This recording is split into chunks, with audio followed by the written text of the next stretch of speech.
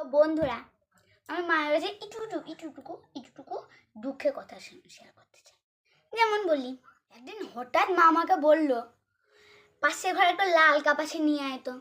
আমি গেলাম, এদিকে খুঁজলাম, ওইদিকে খুঁজলাম, এগুলো ওপরে খুঁজলাম, নিচে খুঁজলাম, খাটের তলায় খুঁজলাম, আবার খুঁজে পেলাম না। যাই হলো, বাধ্য হয়ে আমি মাকে বললাম, মা আমি লাল কাপ না খুঁজে পেলাম না। মা তো শুরু হয়ে গেল, মা বলছে, হ্যাঁ তুই কোনোদিন পাবি নাকি, তোর দ্বারা কোনো কাজ হয়নি কি, তুই তো সেটাও বলবে না, যেটাই বলবে সেটাই দিয়ে তোর এইখানে না লেগেই আছে। ব্যাস শুনে নিলাম, সে ধাক্কা দিয়ে পেরিয়ে গেল মা এইদিকে। আমার কাজ আমি নিজেই পারবো, আমার কাজ তোকে করতে হবে।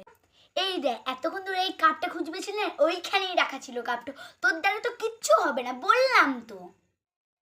তখন আমি আস্তে গলায় মাকে বললাম, মা ওটা তো লাল কাপ নয়, ওটা তো নীল কাপ।